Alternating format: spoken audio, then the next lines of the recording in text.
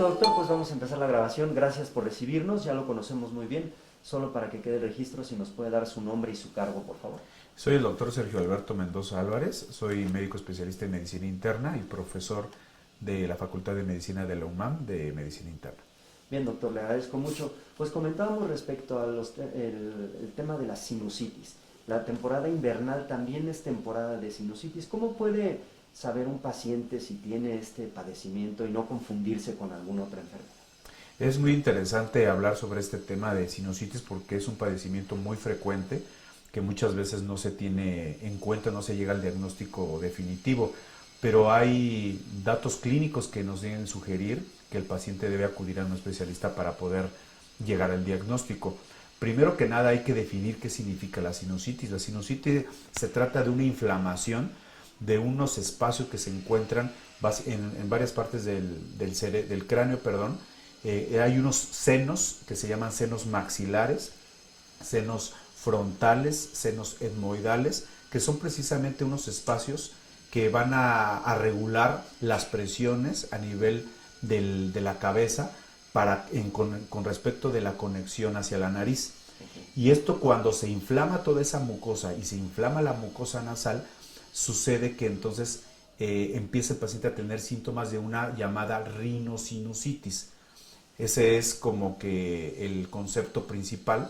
Lo que es importante aquí es que hay muchas causas que pueden producir esta situación, pero más aún en la temporada invernal, puesto que hay más distintos tipos de pólenes o de alergias que pueden incrementar esto.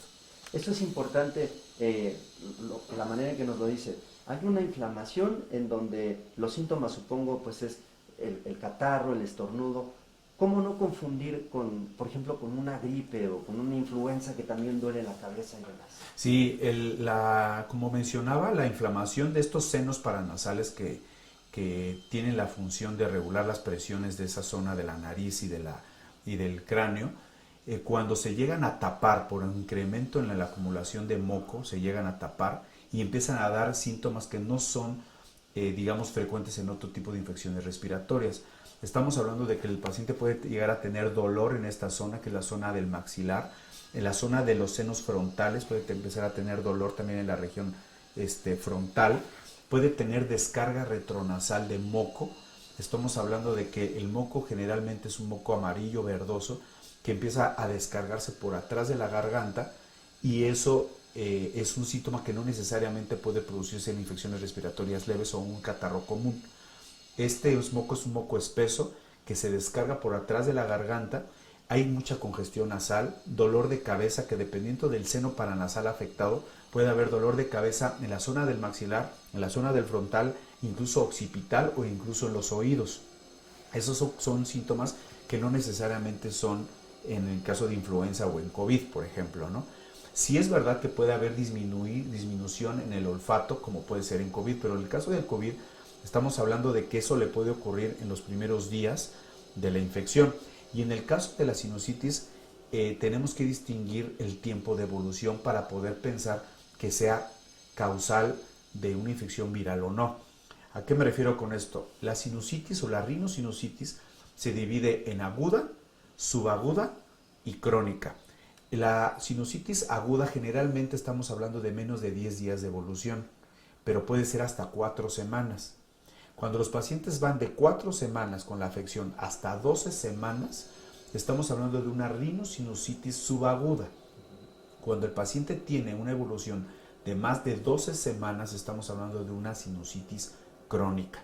Esto es importante identificar porque si el paciente ya tiene síntomas de congestión nasal, descarga retronasal, que siente que no puede respirar bien, que tiene dolores de cabeza, que inclusive no respira bien, y además pudiese tener algunos factores de riesgo que ahorita voy a mencionar, si el paciente tiene más de 2 semanas de evolución, se trata ya de una evolución crónica y que necesita definitivamente intervenciones farmacológicas de manera más directa. Sin embargo, cuando se trata de una de una evolución aguda, estamos hablando de factores que pueden ser precipitantes y que no necesariamente van a ser de origen bacteriano, porque muchas veces se da el tratamiento antibiótico inmediatamente, cuando muchas veces se trata de factores que no son por bacterias.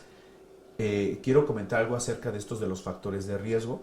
Hay muchos factores de riesgo que pueden ocasionar sinusitis. En este caso estamos hablando de que puede hacer pacientes que tengan alergias, que estén en alguna exposición laboral a polvos, a polen, pueden tener incluso antecedente de asma. Los pacientes pueden tener también antecedente de enfermedades raras como pueden ser las vasculitis. Hay enfermedades raras que pueden provocar sinusitis crónica y que de eso requiere una intervención más específica de un subespecialista. Los pacientes pueden tener alteraciones endocrinológicas como puede ser hipotiroidismo, que puede tener resequedad en la mucosa nasal y hacer que estos síntomas se agraven. Son muchos de los causales de la sinusitis que no necesariamente son de origen infeccioso. También los polvos, el aire acondicionado, también una exposición al frío de manera continua. Es por eso que en esta temporada invernal tenemos que poner mucha atención en los pacientes que ya tienen una evolución crónica, pueden tener una recaída, pueden tener una exacerbación, pueden tener una agudización de los síntomas crónicos, se pueden agudizar. Pacientes que ya tienen generalmente moco, llega el paciente al consultorio y dice, doctor, siempre tengo moco aquí en la garganta y siempre tengo como ganas de estornudar o tengo comezón en la nariz. Esto significa que los pacientes pueden tener rinitis alérgica y se pueden complicar con sinusitis de origen alérgico. Entonces las causas pueden ser alérgicas, pueden ser de factores físicos, pueden ser contaminantes y pueden ser infecciosas también. Puede haber virus o bacterias. Generalmente en la mayoría de las causas por microorganismos son las bacterias. Uno de ellos es Streptococcus pneumoniae y otro es Haemophilus influenza. Es diferente a la influenza que conocemos, es otro tipo de bacteria, pero esos microorganismos sí necesitan antibiótico.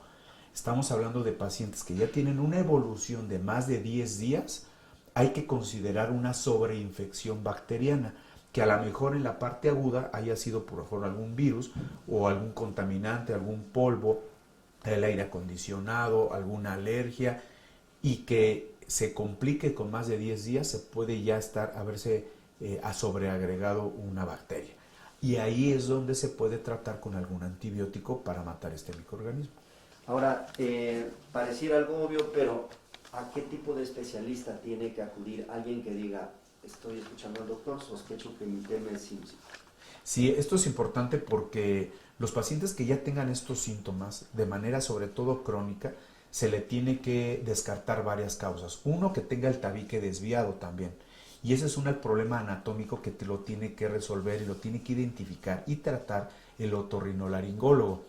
La sinusitis en general casi siempre es un terreno del especialista otorrinolaringólogo. Sin embargo, hay otros subespecialistas y otros especialistas que tienen enfoque a otras ramas y que es muy válido también poder descartar otras causas de sinusitis. ¿A qué me refiero? Que también vale la pena que el paciente se le descarte alergias, y para eso tendría que ver a un alergólogo, causas reumatológicas donde puede intervenir el médico internista o el reumatólogo, el endocrinólogo en cuanto a causas endocrinológicas como el hipotiroidismo, incluso un médico del trabajo que pudiese tener también una exposición ocupacional, algún tipo de polvo, de vapor, de irritantes, que puede dar inflamación crónica en esos espacios que se llaman senos paranasales y en la mucosa nasal, para que al final produzca rinosinusitis. Entonces, hasta el médico del trabajo también interfiere ahí para que pudiésemos tener un diagnóstico de la etiología de la sinusitis. ¿A qué me refiero con etiología? A la causa de la sinusitis. Aunque la mayoría de las veces son de las causas que acabo de mencionar, sería importante que intervinieran algunos de los otros subespecialistas, pero el especialista central sería el otorrinolaringólogo. Ahora, ¿qué tanto incrementan los casos, doctor, de acuerdo a su experiencia en una temporada invernal? ¿Más del 50%? No sé. Sí, los pacientes que ya tienen una evolución crónica y tienen una exacerbación, la mayoría, en un 50%, se exacerba con la temporada invernal porque el ambiente frío irrita, inflama todavía más la mucosa nasal, y esa inflamación produce mayor producción de moco, más congestión nasal, se incrementa la tos, se incrementa el moco, se incrementa el dolor de cabeza y son síntomas cardinales para considerar una recaída o una exacerbación en temporada invernal de un paciente con sinusitis. Ahora, comentábamos antes de la entrevista, los casos extremos, ¿quiénes pueden llegar a un tema de cirugía? Pacientes que ya tienen una evolución de más de 12 semanas, en donde tienen una tos persistente, que inclusive tienen dolor ocular.